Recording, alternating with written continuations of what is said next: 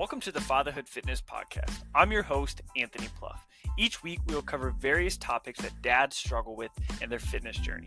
I'll give you actionable steps that you can apply right away, not only to take back control of your own health, but so you're able to be a better example for your kids too. One of the funniest things when maybe it's with your own kids, or if you're working with kids, maybe you're, coaching a T-ball team, soccer team or something, and you try and show them something and their immediate response is, I already know that. Well, in your head, you're thinking, well, if you already knew that, then why would I be reminding you? Why would I be telling you right now? Why aren't you doing it? But a lot of times we do this, in our own lives, as adults, as dads, as men. There's a lot of things we do know, and I'm not saying you don't know it. There are tons of things you know, but if you're not doing it consistently, then there's a disconnect somewhere there, right? And so let me give you an example here. And so a lot of times we look at, with our finances. So finances are something that we all have to deal with. Our fitness, our health is something we all have to deal with. But there's a lot of things that the most successful, if you read any financial book, a lot of it breaks down to behavior.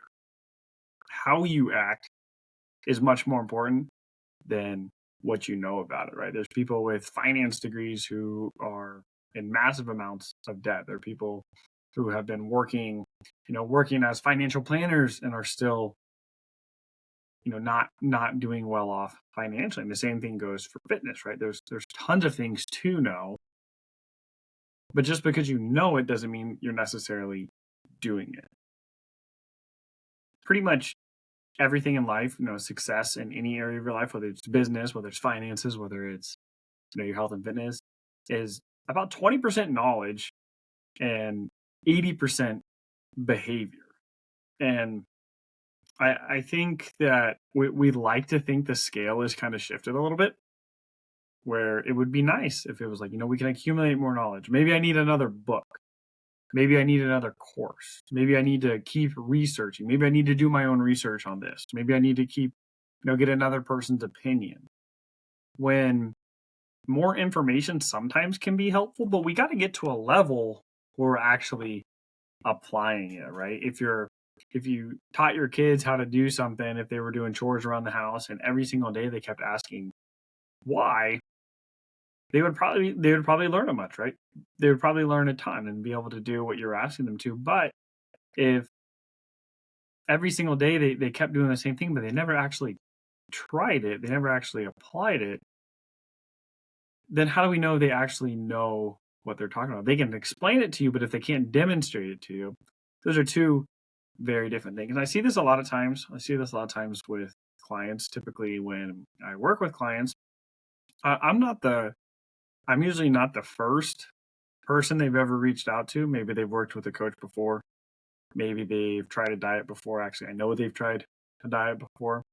Typically, people don't look for coaches right away. They try and do things on their own, right? They try and learn things. There's an abundance of information. We have Google, which may be replaced here very soon with ChatGPT, right? We can type it in and it can literally give you a plan.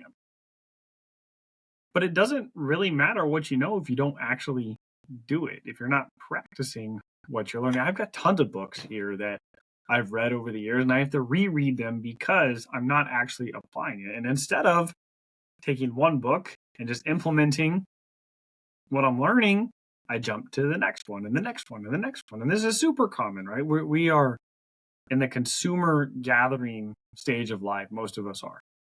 And if we're not careful, we can get stuck there. And that's where people really struggle, right? I know, just working in health and fitness, I know tons of coaches.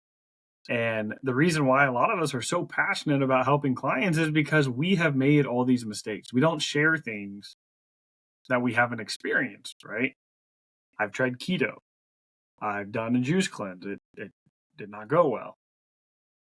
I've done low carb, done, high carb, done all these different things, intermittent fasting, 6 meals a day, short workouts, long workouts, stoke the metabolism, all these different things, anything you can imagine. the most qualified coaches probably have already tried. And that's why they're so against them. And it always comes back to the basics. It always comes back to doing what's simple, right? When it comes to finances, right? We need to control our spending. We need to create a budget. We need to stick to that budget. And then we need to make sure we don't get emotional about it, right? A lot of it, again, comes down to behavior. You can spend time figuring out, what the best stock is, what the best mutual fund is. But if you can just invest in the S&P 500, it averages 12%, for the last 100 years or something, right? You can try. I mean, there are things that are probably going to outperform it, right? But how much time are you going to waste trying to outsmart the basics there? And the same thing comes with it when it comes to your nutrition, when it comes to your fitness, right? We gotta. It's simple. It can be frustrating when someone says, like, "What do I do to lose weight? What do I do to get in better shape?" Walk more, move more, eat less. That's the what. The behavior is how do we do this consistently, right? And so, can we find how can we get more steps in, right? How can we cut some calories? Can we make some swaps? So that's what coaching is. That's what I do with my clients. There's a good chance they, on a conceptual level, they know already what they need to do. But how do they implement this in a way that actually fits their life? That's what I help them with. And so it's not a lack of information. I could give all my clients all the books that I've ever read and stuff, and they could, they could probably figure it out. I work with a lot of bright guys, a lot of really smart individuals. I've got one of my clients is a surgeon. One of them, runs a company. One of them is a professor. There's a lot, or not currently. He an old client of mine. He was actually my first client ever. Yeah, I think I've told that story before. But my very first client I ever worked with was a college professor, right? But he knew what he didn't know, right? He knew he didn't know everything, so he asked for help, right? And so I think that's the most important thing is, like, we can spend our time figuring this out. You can spend your time learning taxes, or you can hire an accountant. You can spend your time learning how to cook, or you can take cooking lessons.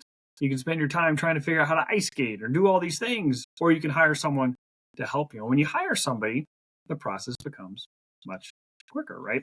Because you can actually learn how to do it in the most efficient way, right? That's what a baseball coach can teach you, how to play baseball in the most efficient way. Can you figure it out on your own? Sure, it's going to take longer.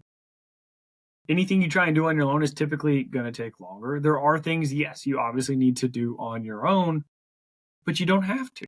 And if you have the means to hire somebody to help you, you can save years of frustration. And I used to be kind of, I like to look at, the glass half full, but try and be optimistic, try and, look, well, I did this and this and this, and I learned this from this. I'm going to learn. I've come to the conclusion that no matter what I go through in life, I'm always going to learn something from it. But it doesn't mean that was the path I was supposed to go down. Because I could go down the wrong path, but I'm still going to learn from it. But what would have happened if I went down the right path? What would have happened if I just avoided all of these pitfalls to begin with? I could have saved time. I could have saved money. I could have saved frustration. Yes, you gain experience, but we don't have to experience everything, right? Your parents go through things in life, and hopefully they taught you about it, so you avoided it. But for most of us, we don't. We make the same mistakes over and over again. We make the same mistakes our parents make, and there has to be somebody along the family tree, along the family line there, that says, that enough is enough. Like, let's stop having to learn from experience, and let's learn from somebody else's experience, right? And that's why I love coaching, right? Because the clients I work with have made that decision. It stops with me. I am the one who's going to get help so I can make my family healthier. If your grandparents lived an unhealthy lifestyle, that's not your parents' fault. If your parents lived an unhealthy lifestyle, that's not your fault. But if you live an unhealthy lifestyle, it's your responsibility to fix it. And I promise you, it's not going to be another book. If you're just starting out, learning information is great, right? But if you've been doing this for years, it's not going to be another book. it's going to be the behavior and learning how to implement that. And so that's why, I've been working as a coach for about 10 years now. And I've hired multiple other fitness coaches because I only know what I know. I love hiring other coaches when I need, just kind of refreshing and stuff, but it also helps with accountability. It also helps me kind of come to, when I have a specific goal in mind, somebody who's been on that path before, I can just follow them. Right? I don't have to create my own path all the time. Yeah, there's a time for that. But if you have a very specific place you want to go and somebody's already been there, why not ask them for help? Why not ask them how to get there, right? Now we just have to focus on doing it. We've got the information, we've got the guide. Now we have to implement it. And that's what a coach is going to help you do. They're going to help you figure out a way to get there in the shortest amount of time and with the less headache, less stress. And so I want you to think about that. Maybe write that down. 80-20. A lot of times, your results come from, 80% of your results come from about 20% of your efforts. And so can we double down on those efforts? And when it comes to nutrition, when it comes to finances, when it comes to success in life, 80% of your results are going to come from your behavior. And so if you can master the behaviors and do that consistently, you will be successful. That concludes this episode of the Fatherhood Fitness Podcast. Thank you for those of you who took time out of your busy schedules to listen. If you have any questions or comments or an idea for a topic for a future episode, please feel free to reach out, and I'd love to hear from you.